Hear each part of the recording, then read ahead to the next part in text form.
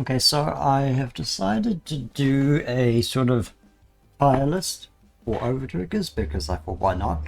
Obviously, I'm probably not the most skilled or experienced person at Vanguard, so tier list would probably be bad, but it's okay. Also, some of the stuff, like all the crossover OverTriggers and stuff, I haven't actually had that much experience with myself, but I will do my best to rate them.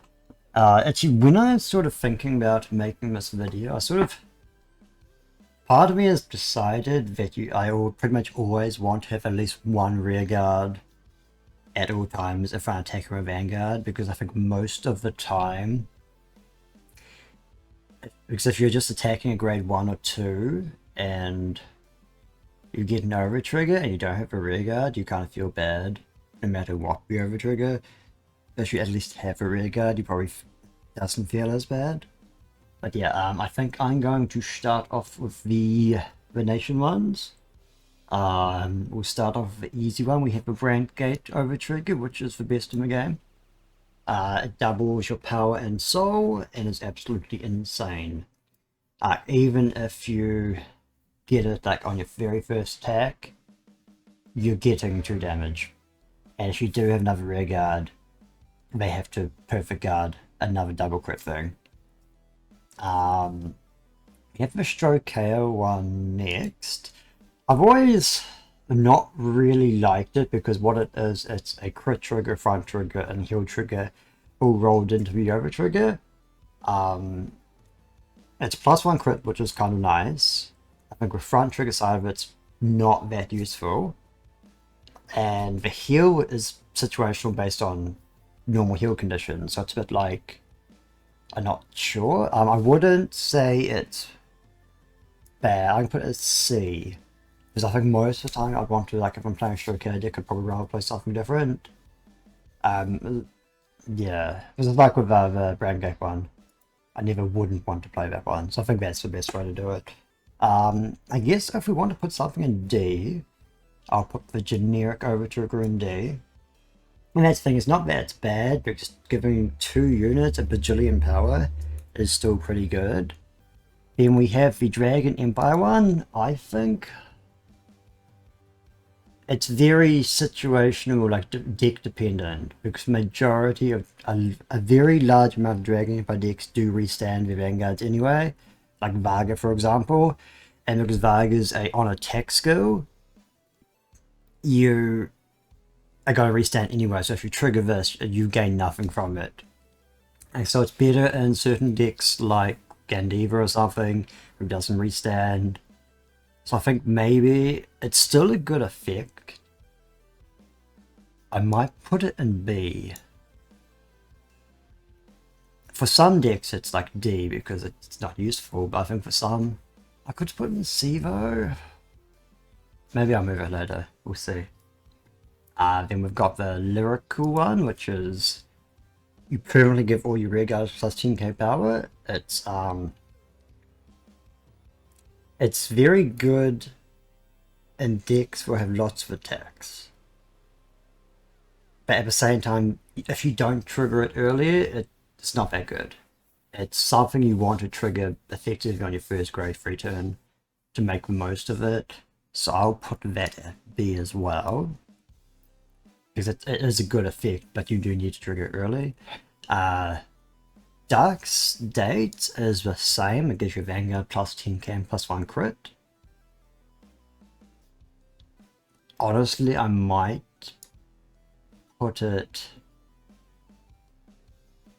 It's the same thing. It's a really good effect. In fact, it's probably better than the lyrical effect. But you need to trigger it earlier. So I will put it at A, because I think it is better than lyrical, but it has the same downside, just not as good as it should be. And then the Keta one gives all your rear guards drive. It's a bit potentially useful. There's better OverTriggers out there. Now we're on to the good generic ones. So we have the red one. So the red one is given to choose one of your rear guards what's standing, and at the end of its attack it will restand once per turn. So it's I like it. I run it in a few decks.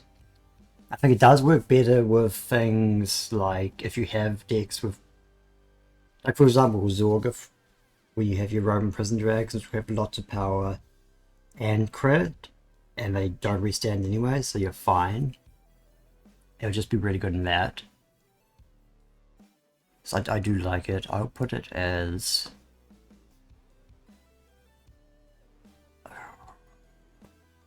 So get you an extra attack. And if you don't have a unit to select, it gets you draw a card. So it has some downside preventive thing. Then we've got the blue one, which is give a unit +1 crit and get a unit from drop.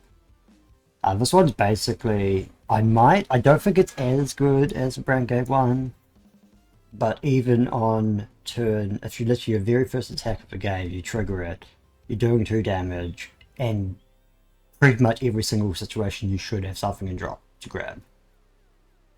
Some decks like in Polio might actually not want to trigger it in, because then they have nothing for the gauge, but I think it's still pretty good. We've got the yellow one, which honestly, it's basically, it retires. So the first, it has 2 effects. You draw a card for every open circle your opponent has, including the guard circle. So if they have no rear guards at all, you draw 3 cards. So literally, if you do your first attack for the game, you're drawing 3 cards. And then it retires all your opponent's stuff. I think I'm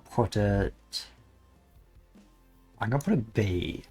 I don't know how I feel about it, but at the same time I don't know if I'd actually use it. I'm gonna put it in C. No, I'll put a B.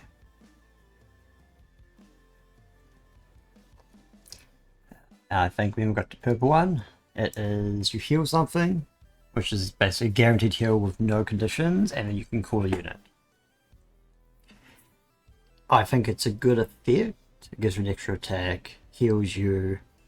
But in some decks, you'd be calling over units, which feels bad. But in the other decks, it might retire your units anyway, like Varga would.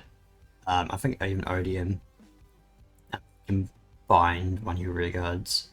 So I think in those decks, it's pretty good. Then I went down to all the crossover ones. I think we've got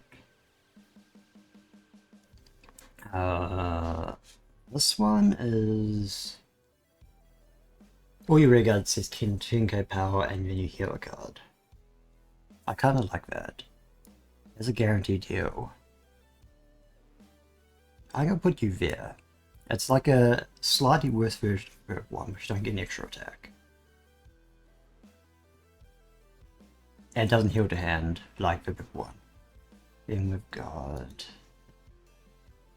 this one, which is retire all your opponent's rear guards, choose one unity, +1 crit. Honestly, I'm gonna put you there as well.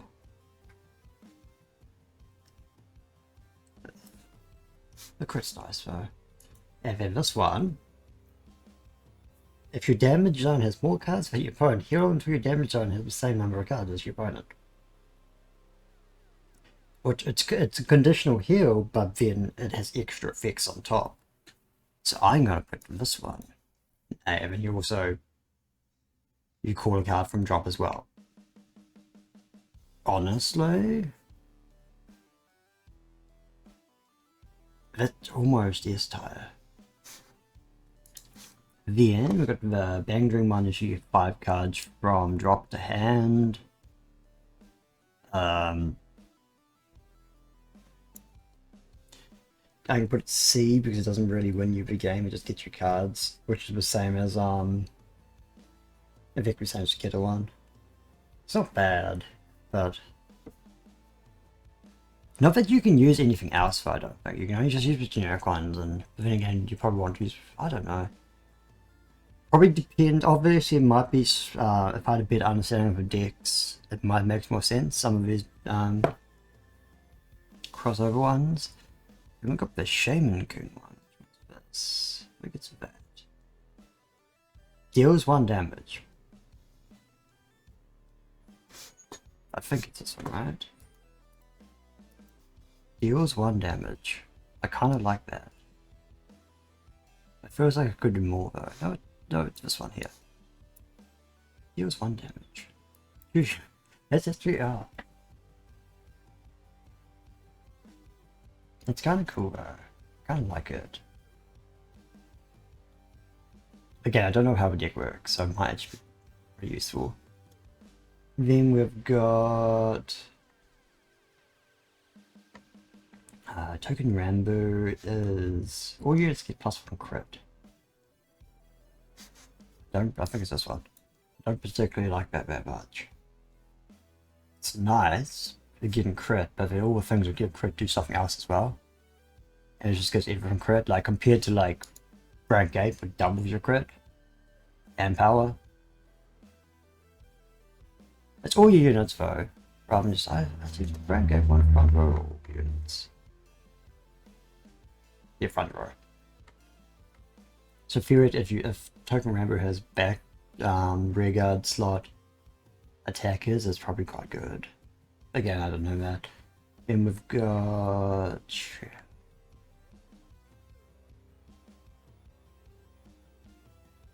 that one.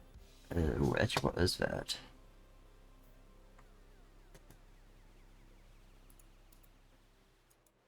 Okay, that's another Token Rambo one there. It's going to be +1 crit and drive. That's editor. Oh, I like that.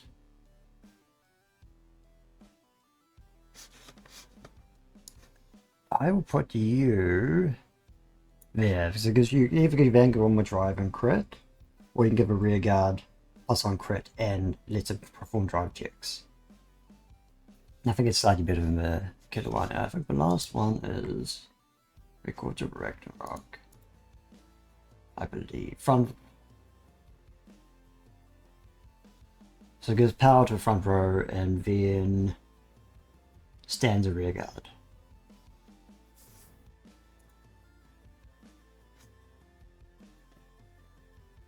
I like it. We'll put it here. Yeah, I think that's probably where I'd go. Obviously, again, I don't actually understand any of the crossover decks, so these might actually be a lot better than they sound.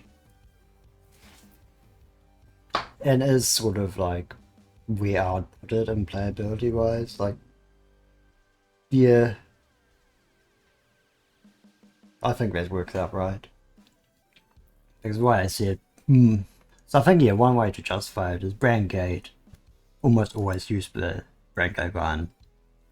And in most situations, I probably just prefer the blue OverTrigger. Generic, Dark States, I think most decks I probably want that one. But not all of them, and again, it does lose a bit because it's a bit situational. And then you've got the red and purple OverTriggers, which are basically deck dependent. I'd use them depending on the deck over the blue one. I think that's, yeah. Honestly, maybe I should just put the yellow one down, because I still can't figure myself using it. Because I have decks that I actually think would be good for the... I have a deck that uses the Dragon Hippo one, even if it's just one deck. And the local one I do use in some decks. Even though I could potentially move it for a generic. But yeah, I think I'll stick to this. Could be a lot worse. But yeah, thank you for coming. That is my views.